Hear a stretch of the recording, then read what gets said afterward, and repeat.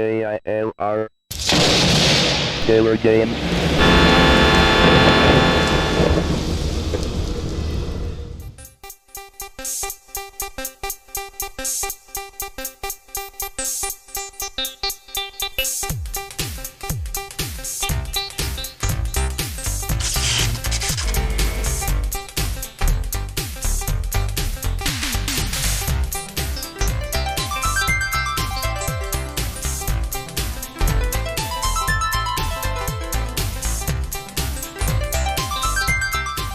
Hello, gamers, simmers, and pilots. I am the Killer Gamer, and we are back here with the World Tour featuring Microsoft Flight Simulator 3. I have a cold, a little bit under the weather, so I figured, hey, let's put ourselves under the weather here in the simulator, which is something that I did in the Commodore 64 and the Commodore Amiga version, but now we can see what we can do here with Flight Simulator 3, because Flight Simulator 3 is a port from the Commodore Amiga SubLogic Flight Simulator 2, as well as the Atari ST version, I believe. So this has got some upgrades to it. The color, for one, is a lot more smoother, I think. Also, too, we've got little thunderstorm clouds, as you can see out there in the distance, that are little lightning and stuff is striking down, which is kind of neat. And then the other thing is clouds, and I don't mean overcast. There are clouds out in the sky. Now, they're pretty much bubbles, and you only see them when you're up close to the same level as the clouds. Then you start seeing these, white bubbles and stuff like that. But, still, it was something, This is the first time we ever had anything like that. So let's go ahead and talk about our flight. We are here in Saginaw, Michigan, at the Tri-City Airport, and we're going to be flying down here to Flint, Michigan, at the Bishop Airport. And there is a runway just going south, runway 18, and the VOR is right on the airport. So we should be able to tune right in to the vector of 180 and be pretty much lined up with it. Okay, so which direction are we facing here? We're going to want to tune into the VOR. So let's see here. That's going to be 116.9. So let's go ahead and tune that in here. All right, we got 36.9 miles to go. And if we go ahead and tune in the VOR to 180. So this runway that we're off to the side on is going to be the perfect runway to take. It's going to put us on a vector that's going to help us intersect with that 180 radial that we want to take right into the airport. Sounds pretty good. Let's make sure our gyro compass there and the altimeter are both adjusted. And we will go ahead, turn the magnetos on.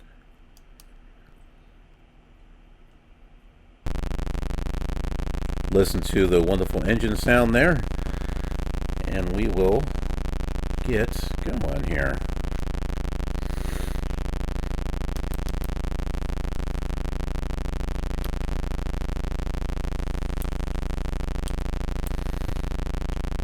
Wouldn't it be cool if there was like sounds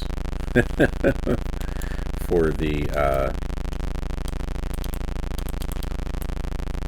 I love the flashes though. That's kind of cool. They look like little alien spacecrafts that are just kind of like shooting lasers. It's War of the Worlds. That's what it is. They're out there shooting the. You didn't know, did you? This is that SubLogic UFO game. Yeah, there's a couple of different SubLogic games that use the scenery discs. I don't have them. One of them is UFO and the other one is a helicopter game. Those would be kind of neat to check out.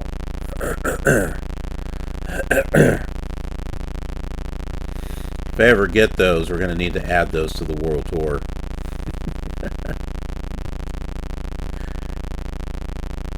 I know it's silly because they would follow the same path, but you'd get the same, you'd get a slightly different experience.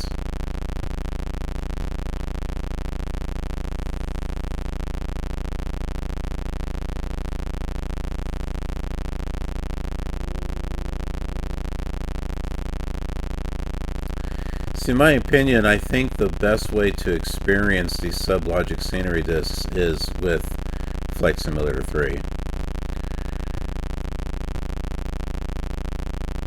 And it's the same exact scenery, but with the colors and everything. This is like the best way to experience it. You can do it on Flight Simulator 4, but why? Because you can get what's called the SubLogic USA East and USA West, and it's better than this. But that's on, and it's full coverage as opposed to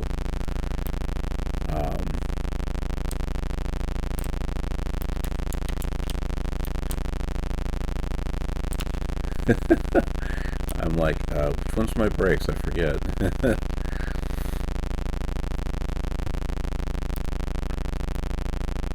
we go.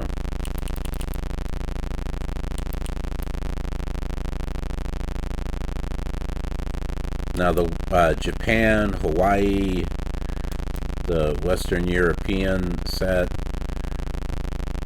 I think there's even an England set. Yeah, those you would have to have the regular SubLogic discs.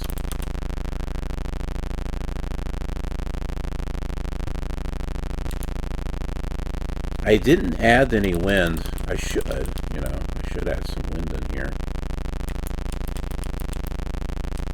But let's take a look at the environment so you can see what it is. I like that you can use the keyboard for all kinds of shortcuts and stuff. That's another step up from the Amiga version. Lots of things that they upgraded here on Flight Simulator 3, Microsoft Flight Simulator 3, that, I wish they would have, went back and updated the Amiga version with all that. But, so if we take a look at clouds, which is B there, you can see I set a couple levels of clouds with overcast. I did that so we could get some gray skies, because otherwise I wasn't getting gray skies. So we got like 5,000 to 5,500 on the bottom level. Top level is about 8,000 to 9,000. And then the thunderstorms is sitting at a level of 4,000. But I don't have any winds or anything like that.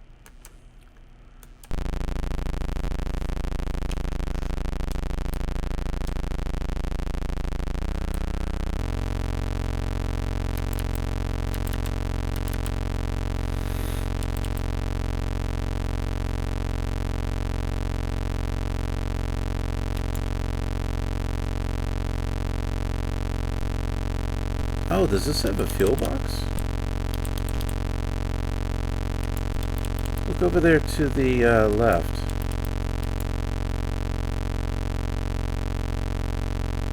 Right over here. We're going to have to fly over that. I don't know if that's an airport or... I think it's an airport.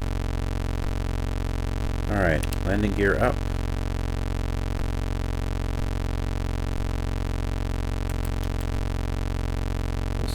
Say goodbye to Saginaw.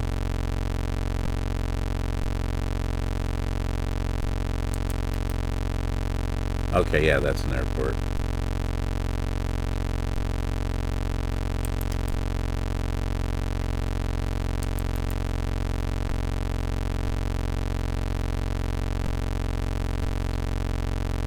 That out there is Lake Huron, out there in the distance.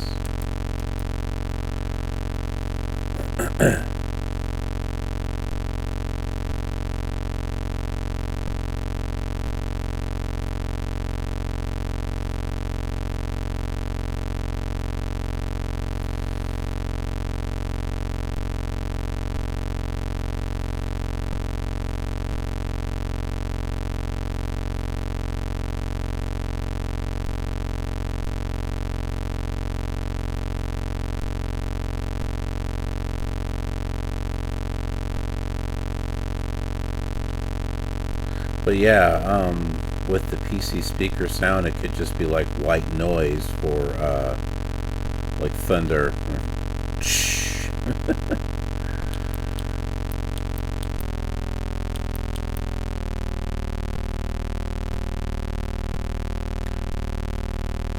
You didn't have actual digital sounds until Flight Simulator 4, and you had to get an expansion for that.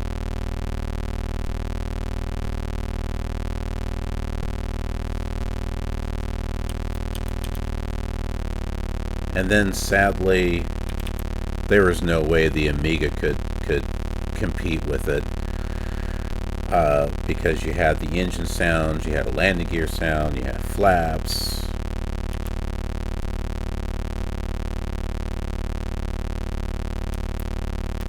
And it's not the Amiga's fault. I mean, it was limited based on its sound chips. Whereas, you know, the PCs were getting the sound cards at the time. The Commodore Amiga did get some sound cards, but they were really never taken advantage of because there really wasn't a standard that I remember.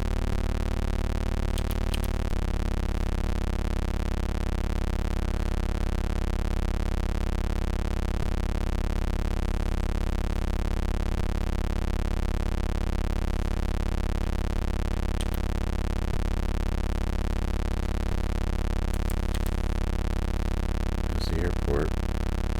See all the UFOs shooting stuff out there?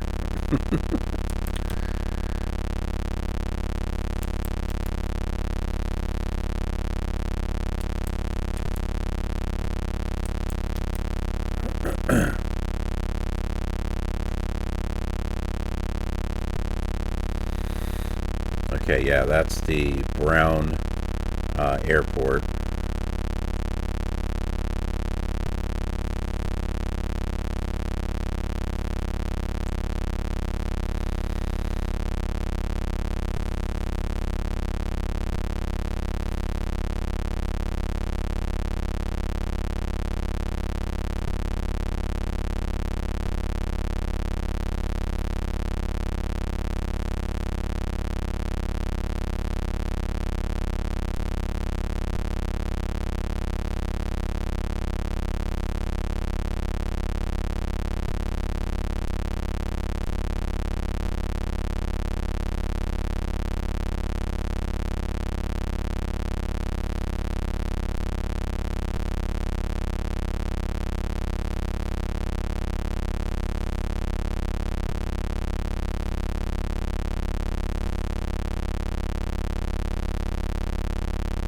Okay. We got our VOR gauge number 1. The needle just started to move there. There it goes. We're going to be able to make our turn here pretty shortly.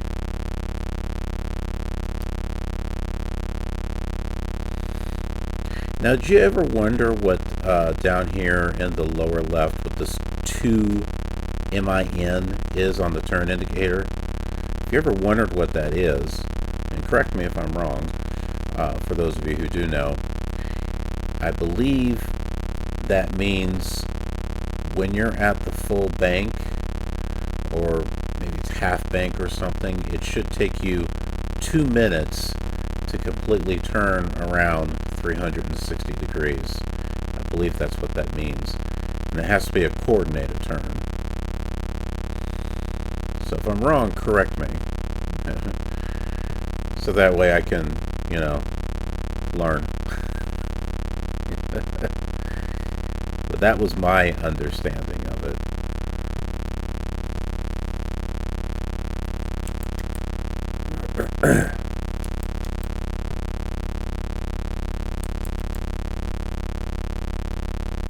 UFOs are just shooting everything up there.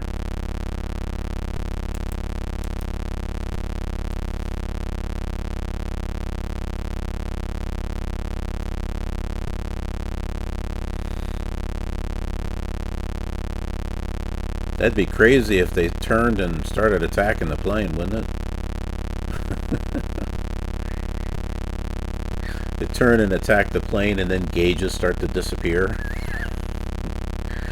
Which is how they simulated broken equipment. It would just disappear. How cool would that be if that was actually implemented, or if there was a mod or something like that, you know? You've got UFOs shooting at you, and then you like lose an instrument. Your fuel gauge goes out, and then you're like, oh no, I gotta find an airport to land at. If your landing gear's down, oh well, I'm sorry. You're not gonna have a good day.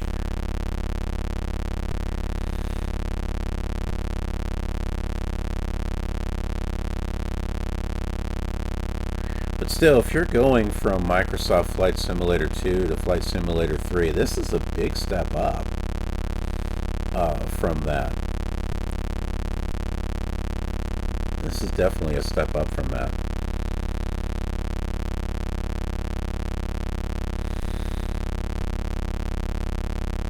I think, here's what I think in regards to the colors between the PC and the Amiga. Now granted, I'm using emulators. This is not on a CRT monitor or anything. So obviously if you're on a CRT monitor it would look different. But looking at it this way, what it kind of makes me think of is the Amiga has more of a acoustical look to it. You know, like vinyl record type of look. It's got a more warm feeling to it. The PC version has a more digital look to it. That's why, you know, the colors seem to look a lot more sharper. The colors are vibrant.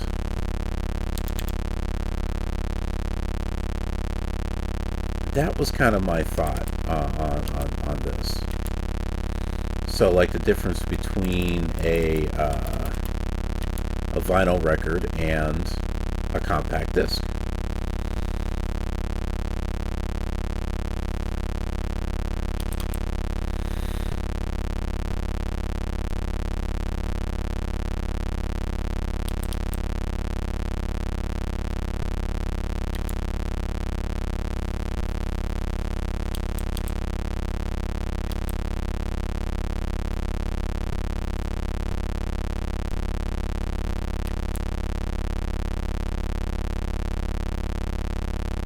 Okay, so we are on course here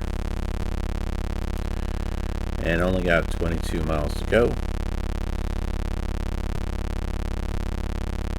I am trying to remember what interstate that was. I think that's Interstate 75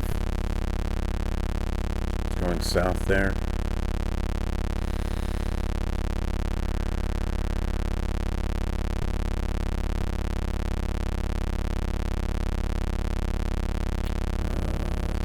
Look here.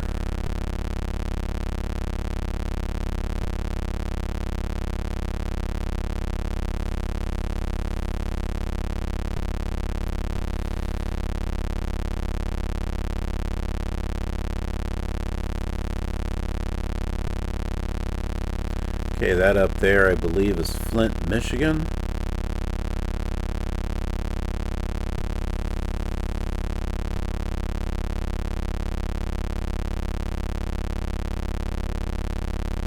There's a Flint, Texas, too. Yeah, that's I-75.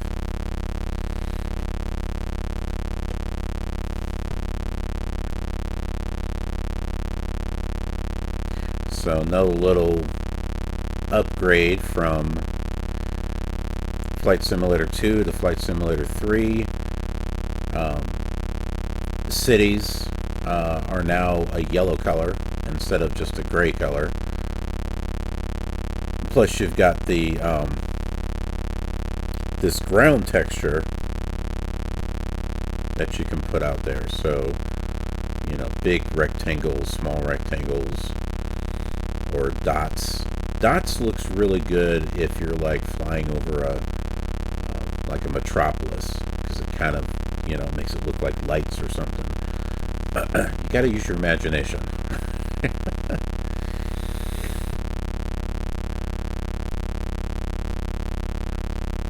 That's why I enjoy these old retro games. And why not? I mean, you've got plenty of retro gamers that, you know, play old games. You've got the GOG website, you know, that has a lot of the old games. So, you know, if those games, you know, old racing games and stuff like that. So if those games are played, why not an old simulator? Why not an old flight simulator? That was my whole thing about it. Plus, I didn't grow up with Microsoft Flight Simulator. I grew up with the Commodore 64 version and the Commodore Amiga version. I didn't move over to the Microsoft Flight Simulator until 5. That's when I bought my first PC. It was a Packard Bell Pentium 90. That would be a Pentium 1, 90 megahertz. That's what that was. They had a Pentium 60 and a Pentium 90 at the time. And so I went with the Pentium 90 because, hey, you know, I wanted something that was going to, you know, play Flight Simulator. And I bought it before I got the PC. So I had I had something called the implant board for the Amiga, which was great for Macintosh emulation. And then there was a software only that went with it.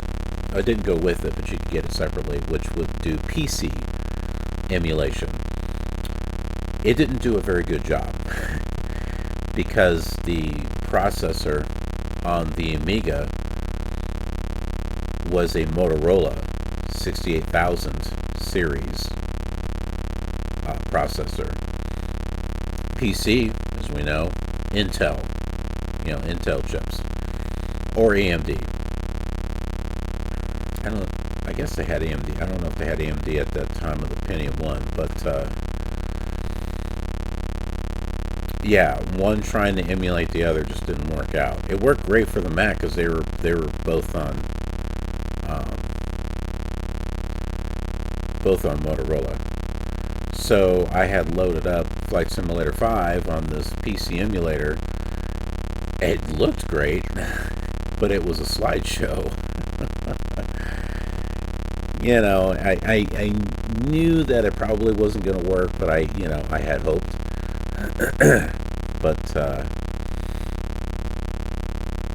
yeah, that's when I went ahead and got a PC, because games on the PC were now beginning to get a little bit more sophisticated than what the Amiga could do.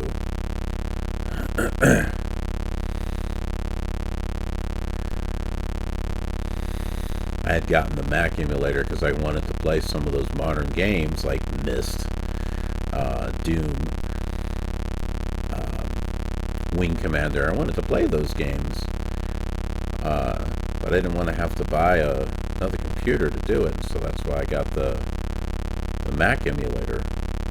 It worked great. But then there was just stuff being released for the PC that just wasn't even on the Mac. Okay, so we are 11 miles from the airport. We should be able to see it out there soon.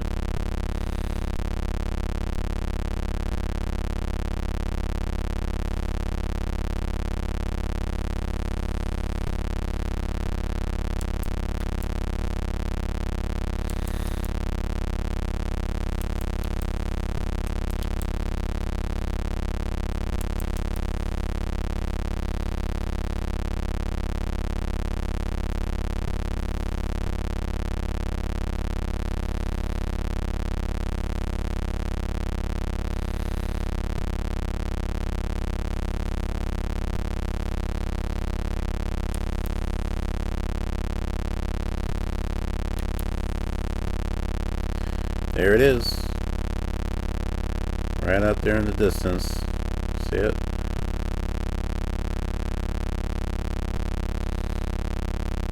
Alright, so we can go ahead and start lowering our landing gear and the flaps.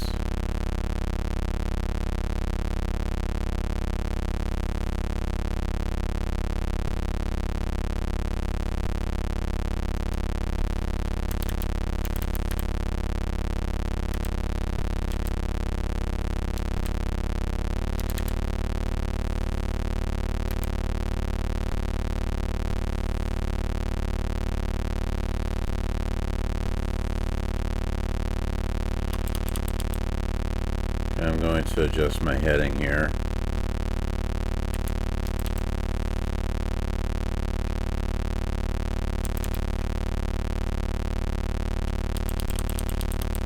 Because I think I see the runway we want. We're not quite lined up with it.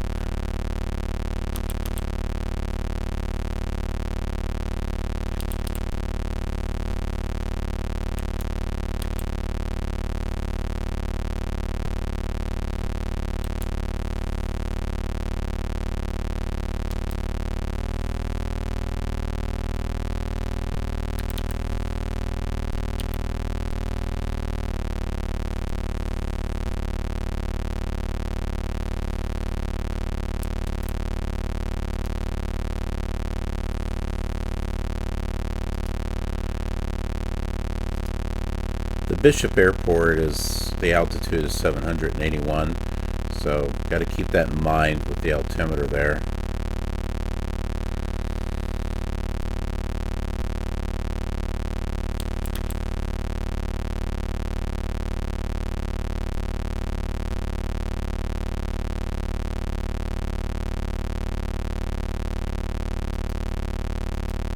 Let's bring down another thing of flaps there. Yep, I see the runway.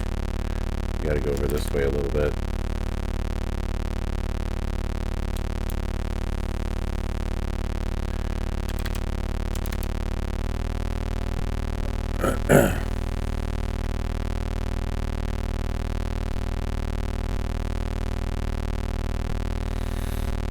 You look very closely. You may have to go full screen on your computer as you're watching this, but it's right here, right at a diagonal, right there.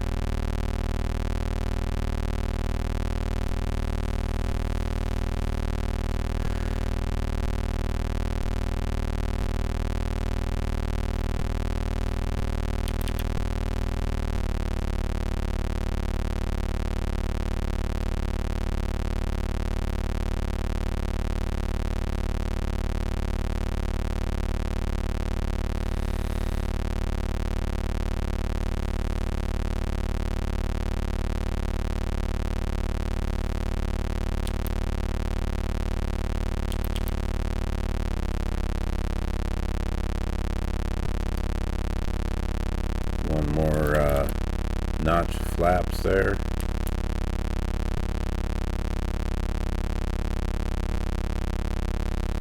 Starting to get lined up.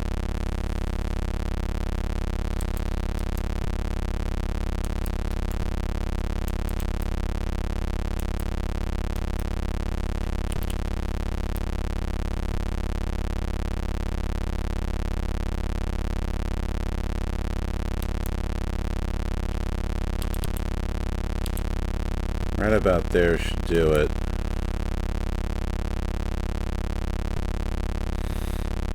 Now what I'm looking for, you can see the other runway here, but we're looking at just a little bit of pixels right underneath it, and that's how I'm able to see the other runway.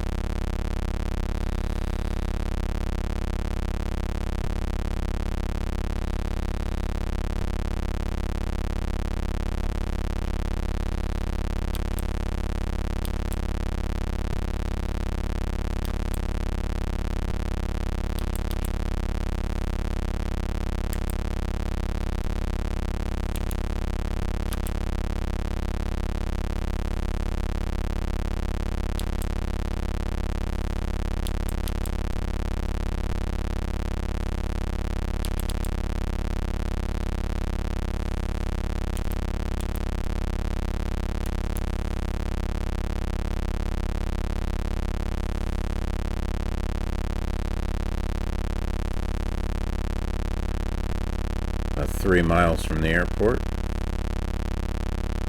I think we've got a good descent going here.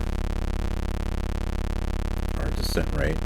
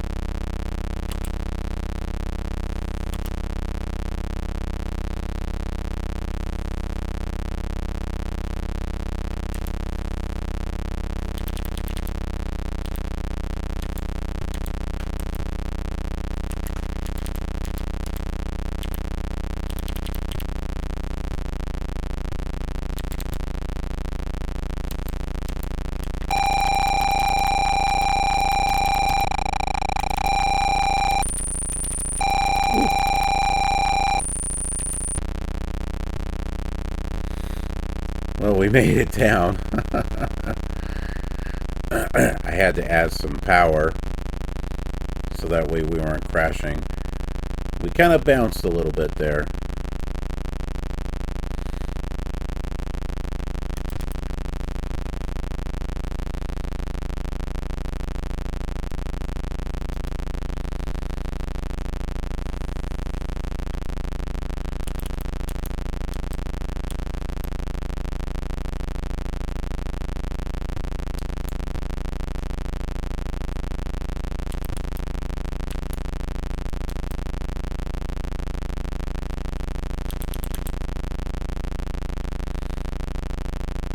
Bring ourselves to our little parking spot up here.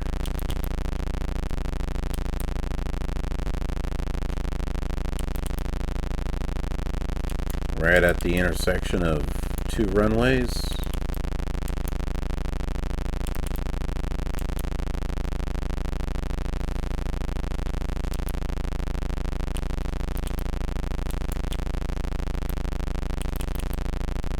Or three runways in this case, there's three of them. One of them actually isn't here anymore. They removed one of them.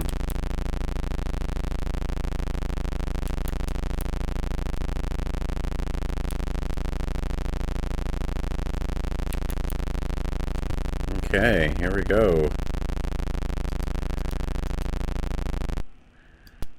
Can turn the lights off too on the on the dash because it's daytime.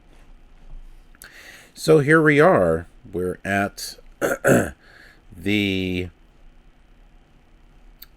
Flint Bishop, the Bishop International Airport in Flint, Michigan. So nice little short flight. Hope you enjoyed it, and this look of that flight from Flight Simulator 3, Flight Simulator 3's perspective. We got some thunderstorms going on out there. No rain. Okay, we don't see rain until Flight Simulator 2000. But you know, hey, we got some clouds and some lightning, so that's cool. If you haven't subscribed, be sure to subscribe and click the notification bell so that way you get notified of future flight sim content. Thanks for watching, and I'll see you on the next flight. Have a killer, awesome day.